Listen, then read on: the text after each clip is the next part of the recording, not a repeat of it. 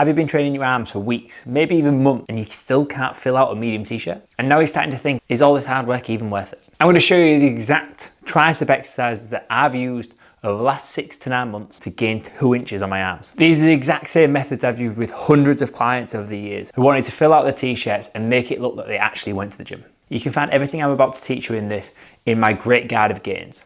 In that, there is the Arm Farm, which is the exact program that I use to gain 2 inches on my arm. If you're feeling like you're lost, you're feeling stuck, and you don't know what to do when you're going into the gym, this is perfect. It's in the link in the description below, absolutely free. Your triceps are made up of 3 different muscles: your long head, your lateral head, and your medial head. They make up 60% of your arm. And if you've been prioritizing your biceps over your triceps, this is probably why your arms look so small. Unlike all the other muscles in our body, barring calves, nobody gives a shit if your arms are too big. The balances don't really matter because big biceps are pretty impressive and everybody likes them. Whereas nobody's going to be like, oh no, your arms are so grotesquely huge. It's like, yo, bro, nice arms. And that means every day can be arm day. Now I'm going to walk you through the 4 movements that I use on a regular basis with my clients to get them that tricep growth. Number 1 is a skull crusher.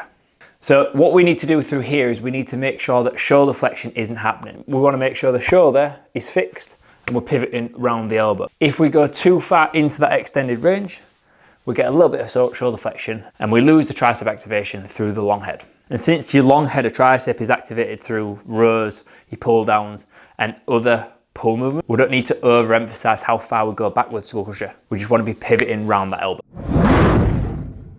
Number 2 is an overhead tricep extension. It is the exact same movement as a skull crusher, it's just a different variation. And we can use a cable to create more tension. You can even use an easy bar, a dumbbell, I guess a barbell. Really, I won't recommend it, but you can. But I do prefer the cable, mainly because of ease, and I'm pretty lazy when it comes to doing my arm stuff. Not gonna lie. If I worked harder, maybe it could have been 2.5 inches. But as my girlfriend says, 2 inches is enough. The reason I like using the cables most is because that lengthened position of the tricep is under tension, and it compromises the long head, which means in that massively lengthened position, we're gonna get more growth, we're gonna get more effective stimulus. That does mean it's gonna hurt more the next day, we're gonna get more DOMS, more delayed onset of muscle soreness. I would say that's a good thing because I do like to feel like I've worked hard. Number 3 is a cross-body tricep extension. Very similar to a tricep pushdown, where we're getting both long head and lateral head, and a little bit of medial head in there as well. I like putting a single arm variant in there because it allows us to work on any bilateral weaknesses and bring up that weaker side, which for most people is always the left. I find a lot of times where we come across the cable, anybody who drives, their right shoulder's typically rotated forwards. They do find the right side a lot easier and get more mind muscle connection through the right side. And it just makes it easy using the single arm to bring that left tricep back up. Number 4, we have a cable kickback. Again, single arm to work for those bilateral weaknesses. We're a little bit more linear, so we're not coming across our body. That allows us to twist at the bottom, so we activate both long and lateral head. And again, I like cables for triceps because the tension's always there, and we can get a really big stretch at the top without having to use the dumbbells and gravity, which can be quite cumbersome.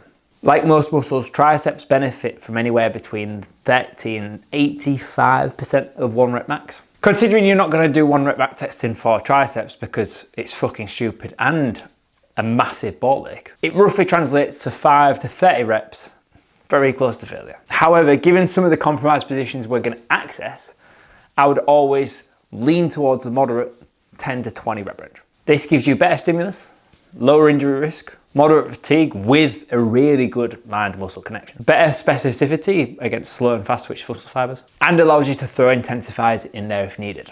I've laid this out in the Arm Farm for you, which you can get in the link in the description below, but this is how I would set your week up if you're looking to gain as much muscle on your arms as you possibly can. On a Monday, which is a pull day, I'll be doing an easy bar bicep curl and a dumbbell incline curl, taking all sets pretty close to failure within that 10 to 20 rep range. On a Tuesday, which is push day, I will be doing a cable kickback and an overhead tricep extension.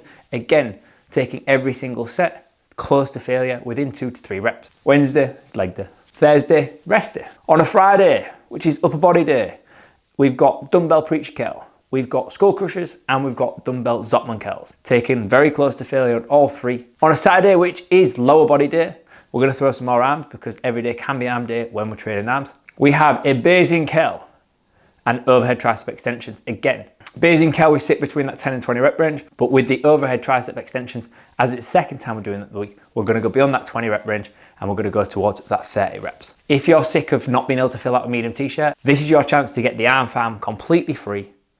All you have to do is hit the link in the description and I'll send everything you need via email straight to you.